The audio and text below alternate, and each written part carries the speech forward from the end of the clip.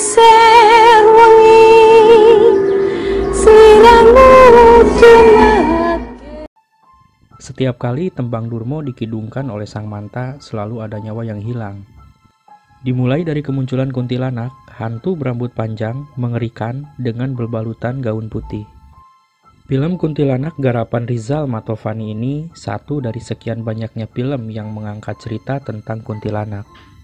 Hantu yang sangat populer di Indonesia dipercaya sering muncul nangkring di atas pohon. Tapi, di balik tawanya yang melengking, bikin bulu kuduk berdiri. Ada kisah yang lebih menyeramkan.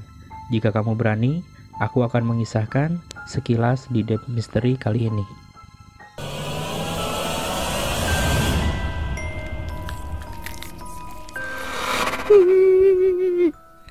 Tangisan lirih tadi mungkin bakal membuatmu nggak bisa tidur, entah sejak kapan pastinya.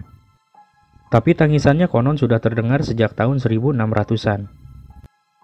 Kala itu, pendiri Kesultanan Pontianak, Sultan Syarif Abdurrahman Al-Qadri, menyusuri Sungai Kapuas, berencana untuk mencari kediaman baru namun terus diteror hantu Pontianak. Meriam pun ditembakkan untuk mengusir hantu, sekaligus menandai wilayah kesultanan di mana meriam itu jatuh. Dengan inilah menjadi asal-muasal penamaan kota Pontianak.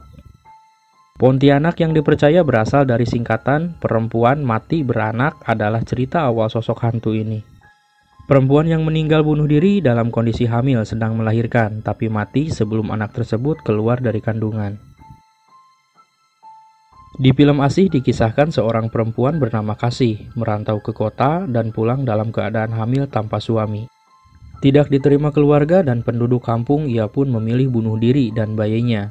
Sejak itu, ia menelor mencari anak lain pengganti bayinya. Kisah pilu kuntilanak ini pun bergulir dimunculkan kembali dalam film Mangkujiwo, sebuah kisah dari sudut pandang berbeda. Berfokus pada kelahiran awal kuntilanak, ada seorang perempuan yang menjadi korban ambisi kekuasaan. Hamil, dipitnah, lalu dipasung, disiksa, hingga berubah menjadi hantu penasaran. Dalam cerita orang Melayu tua, sosok kuntilanak digambarkan sebagai hantu perempuan dengan punggung yang berlubang. Namun, di kepercayaan orang Sunda, yang berlubang punggung itu adalah sundel bolong, berasal dari kata sundel atau wanita jalang dan bolong atau berlubang. Cerita hantu yang dibawa para imigran Nusantara ke wilayah Malaysia, penggambaran dan kisahnya hampir sama. Hantu perempuan bergaun putih, berambut panjang, berlubang, dan mati penasaran dalam kondisi hamil yang tak diinginkan. Dan Susanalah yang sukses menggambarkan sosok sundal bolong, pemakan sate terbanyak. Penampakan demi penampakan kuntilanak selalu menjadi buah bibir.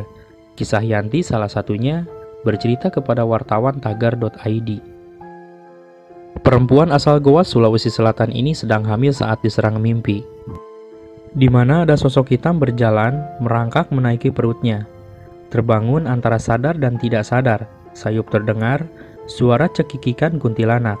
Dan ketika 100% sadar, tawa itu malah keluar dari mulutnya sendiri.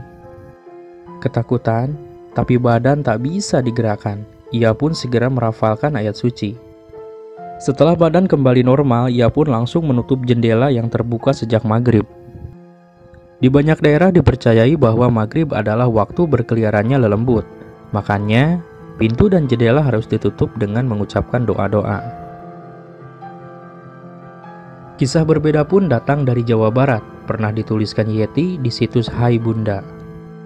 Di kampungnya pernah terjadi teror kuntilanak, bergantian orang-orang kampung melihat penampakan perempuan berambut panjang, bergaun putih saat maghrib menjelang. Sebelum teror terjadi, ada seorang perempuan yang meninggal setelah berhasil melahirkan. Selesai pengajian 7 hari 7 malam, sang bayi menatap ke arah pintu terus-menerus. Neneknya yang sadar dengan kejadian itu lalu menenangkan arwah anaknya, bahwa ia akan membesarkan anak itu sampai besar. Jika terus menjadi arwah penasaran, si nenek mengancam akan berhenti merawat cucunya. Sejak itu, terornya pun hilang. Kemunculan kuntilanak dipercaya selalu diawali dengan terciumnya aroma bunga Kamboja. Ia akan menjelma jadi wanita cantik yang berjalan sendiri di jalan sepi. Dan laki-laki yang tidak berhati-hati atau yang berotak mesum akan mati di tangannya. Sehingga muncullah analisa cocok logi bahwa cerita tentang kuntilanak terus dipelihara agar laki-laki tidak berani menggoda perempuan yang jalan sendirian di tengah malam. Kuntilanak keseramannya memberikan sedikit peringatan kepada pria-pria hidung belang bahwa mereka harus menjaga kemaluannya.